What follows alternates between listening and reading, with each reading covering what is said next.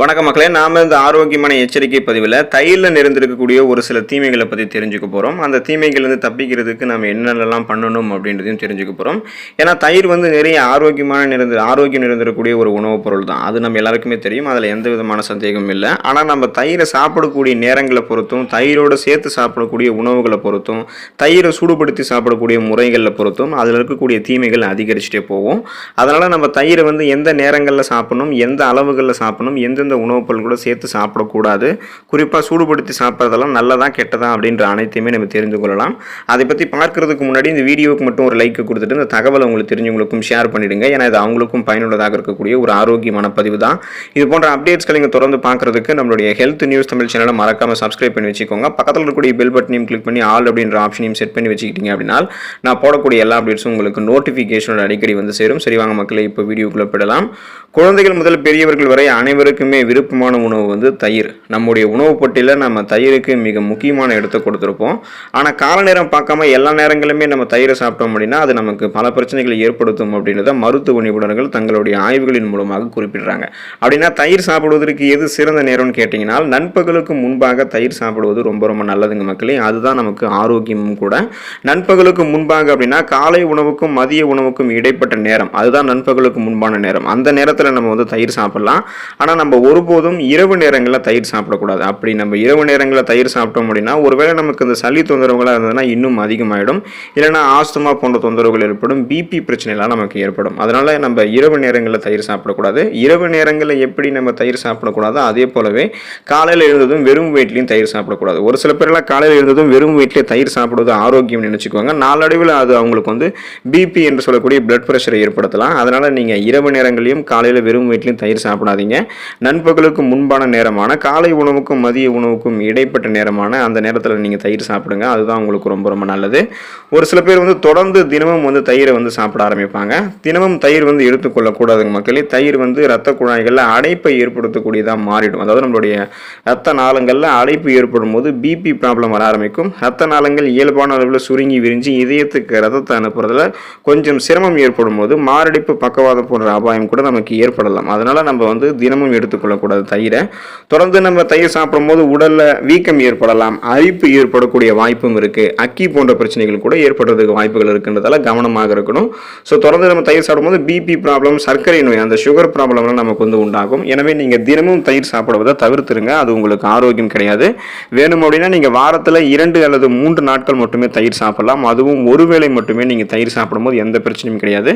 அந்த ஒருவேளையும் காலையில் என்ன பண்ணணும் அப்படின்னா காலை உணவுக்கும் மதிய உணவுக்கும் இடைப்பட்ட நேரமான அந்த நண்பகலுக்கு முன்பான நேரத்தில் தயிர் சாப்பிடலாம். அதுதான் உங்களுக்கு ஆரோக்கியம்.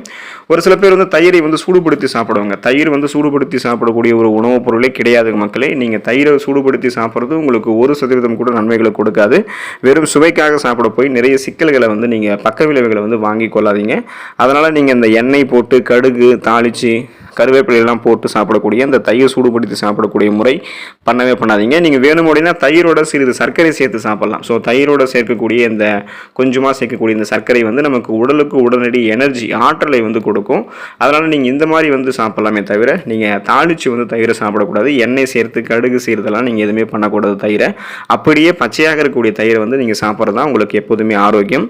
தயிர் நாம் எந்தெந்த உணவுப் பொருள் கூட சேர்த்து இணைத்து எடுத்துக்கொள்ளக்கூடாது. அப்படி எடுத்துக்கொள்ளும் போது என்னென்ன பிரச்சனைகள் ஏற்படும், அதை தவிர்க்கிறதுக்கு நம்ம என்னென்ன பண்ணணும் அப்படின்றதையும் தெரிஞ்சுக்குவோம். தயிரோட நம்ம வெங்காயத்தை நம்மளுடைய உணவுகளோட சேர்த்து இணைத்து எடுத்துக்கொள்ளக்கூடாதுங்க மக்களே. நமக்கு தயிர், வெங்காயம் அல்லது ரைதா மிகவும் பிடிக்கும் அப்படின்னா நாம் நம்மளுடைய உணவு பழக்கத்தை முதல்ல மாற்றிக்கிறது மிகவும் நல்லது. ஏன் அப்படின்னா தயிர் அப்படின்றது இயற்கையிலேயே நமக்கு உடலுக்கு குளிர்ச்சி அளிக்கக்கூடியது.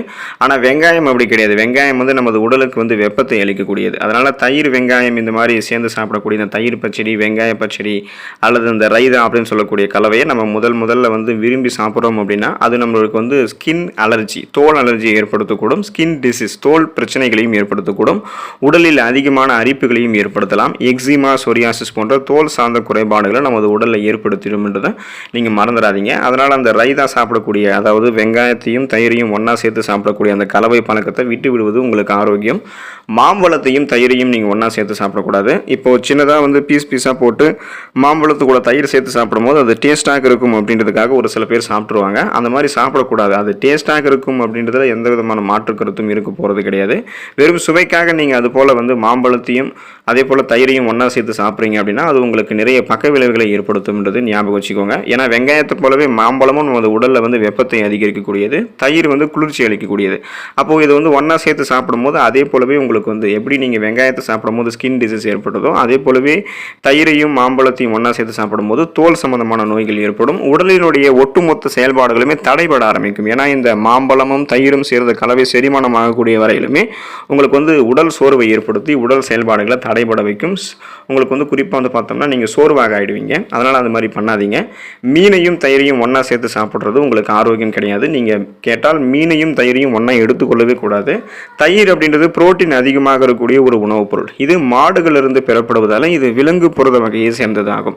அதே போல் மீனில் அதிக அளவில் புரதம் இருக்குது. இதுவும் விலங்கு வகை புரதம் தான். எப்போதுமே ஒரு விலங்கு வகை புரதத்தோட இன்னொரு விலங்கு வகை புரதத்தையோ அல்லது தாவர வகை புரதத்தோட இன்னொரு தாவர வகை புரதத்தையோ சேர்த்து சாப்பிடக்கூடாது. இதை நமக்கு நம்மளுடைய உடலில் பல்வேறு பாதிப்புகளை ஏற்படுத்திடும். தயிரோட மீன் சேர்த்து சாப்பிட்டோம் அப்படின்னா அஜீரண கோளாறு ஏற்படும். அது ஏற்படுவதோட வயிறு தொடர்பான நிறைய சைடு எஃபெக்ட்ஸ், உடல் உபாதைகள், பக்க விளைவுகள் நமக்கு வந்து ஏற்படக்கூடும்ன்றதை ஞாபகம் வச்சுக்கோங்க. எனவே நீங்கள் தயிரையும் மீனையும் ஒன்றா சேர்த்து சாப்பிடக்கூடாது. பாலையும் தயிரையும் ஒன்றா சேர்க்கக்கூடாது. ஒன்று நீங்கள் பால் எடுத்துக்கணும், இல்லைனா தயிர் எடுத்துக்கணும். ரெண்டுத்தையும் ஒன்றா சேர்த்து சாப்பிடக்கூடாது. பால் மற்றும் தயிர் மாடுகளிலிருந்தே பெறப்படுவதால் இது இரண்டுமே விலங்கு வகை புரதத்தை தனக்குள்ளே கொண்டு இருக்கு. பால் மற்றும் தயிரை சேர்த்து சாப்பிடும்போது வயிற்றுப்போக்கு, வயிற்று உப்புசம் மற்றும் வாயு குளறு உள்ளிட்ட நிறைய செரிமானம் சார்ந்த குறைபாடுகள் ஏற்படுவதற்கு இந்த பாலும் தயிரும் காரணமாக அமைஞ்சிடும். ஏன்னா பால் வந்து எளிதில் செரிமானம் அடையாது, ஆனால் தயிர் எளிதில் செரிமானம் அடைஞ்சிடும். ஸோ அப்போ இது வந்து உங்களுக்கு செரிமானம் சார்ந்த பிரச்சனைகளை ஏற்படுத்திடும்.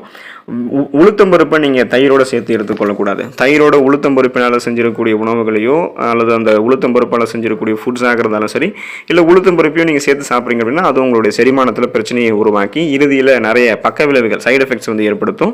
வயிற்று உபுசம், வாயு கோளாறு, வயிற்று வீக்கம், வயிற்றுப்போக்கு அல்லது பேதி போன்ற மோசமான நிலைக்கு கூட அது உங்களை கொண்டு போய்விட்டுரும். அதனால் உளுத்தம்பருப்பையும் தயிரையும் நீங்கள் ஒன்றா எடுத்துக்கொள்ளக்கூடாது.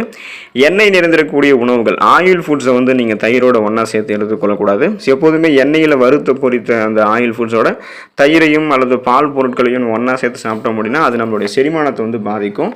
அதை நம்ம வந்து விரைவில் சோர்வடைய வச்சிடும். ஸோ இதன் காரணமாக தான் எண்ணெய் நிறைந்திருக்கக்கூடிய இந்த ஆயில் ஃபுட்ஸ் எல்லாம் சாப்பிட்ட உடனே லஸ்ஸி போன்ற பானங்களை நம்ம குடிக்கும் பொழுது வெகு விரைவில் நம்மளுடைய உறக்கம் நம்மை வந்து தருவிக்கொள்வதற்கு காரணம் வந்து இதுதான். அதனால் நம்ம என்ன பண்ணணும் அப்படின்னா தயிரோட கண்டிப்பாக உளுத்தம் பருப்பையும் சேர்த்து சாப்பிடவே கூடாது. ஸோ இந்த உணவுகளை வந்து நீங்கள் சாப்பிடாமல் தவிர்க்கிறது ஒன்று மட்டும்தான் உங்களுக்கு இந்த தீமைகள்லேருந்து விலகி இருக்கிறதுக்கு வழியாக இருக்கும். அதனால் தயிரோட இந்த உணவுகளோட தயிரை வந்து இந்த உணவுகளோட சேர்த்து சாப்பிடாதீங்க. அதுதான் உங்களுக்கு வந்து ஆரோக்கியம். இப்போ நீங்கள் தயிரை வந்து எப்போதுமே உறைந்து இருக்கக்கூடிய தயிரை எடுத்துக்கிறது தான் நல்லது. அதாவது பச்சையாக இருக்கக்கூடிய தயிரை வந்து நீங்கள் சாப்பிடணும். உறைந்து இருக்கக்கூடிய தயிரை வந்து மண் சட்டியில் நீங்கள் உரைய வச்சு சாப்பிட்டீங்கன்னா அந்த தயிர் உங்களுக்கு இன்னமும் நிறைய மருத்துவமைகளை கொடுக்கும். ஏன்னா இந்த உறைந்திருக்கக்கூடிய தயிரில் இருக்கக்கூடிய பாக்டீரியாக்கள் நம்மளுடைய குடலில் இருக்கக்கூடிய நல்ல பாக்டீரியாக்களை ஊக்குவிக்கிறதுல செரிமானத்தை எப்போதுமே ஆரோக்கியமாக வைக்கும். ஸோ செரிமானம் சார்ந்த பிரச்சனைகள்லாம் நமக்கு ஏற்படாது. இப்போ நீங்கள் தயிரை வந்து எப்போதுமே பச்சையாக சாப்பிடும்போது அதுக்கு ஒரு டேஸ்ட் இருக்கும், ஈரப்பதம் இருக்கும். அதை நீங்கள் சமைக்கும் பொழுது அதில் இருக்கக்கூடிய டேஸ்ட்டும் மாறிடும், அந்த குறிப்பாக வந்து அதில் இருக்கக்கூடிய ஈரப்பதமும் போயிடும். அதே போல் அதில் இருக்கக்கூடிய மருத்துவ நன்மைகள், நல்ல பாக்டீரியாக்கள் எல்லாமே அளிக்கப்படும். ஸோ அது உங்களுக்கு 1% கூட நன்மைகளை தராது. எனவே தயிர் வந்து ஆரோக்கியமான உணவுப் பொருள் தான். அதை எடுத்துக்கொள்ளக்கூடிய நேரங்களை பொறுத்தும் எடுத்துக்கொள்ளக்கூடிய உணவுப் பொருட்களை கூட பொறுத்தும் அதுக்கான தீமை வந்து அதிகரிச்சுட்டே போகும். அதனால் நீங்கள் இதெல்லாம் தெரிந்து கொண்டு தயிரை அளவோடு சாப்பிட்டு நலமோடு வாழுங்க. அடுத்த பதிவில் மறக்காமல் சந்திப்போம். நன்றி மக்களே.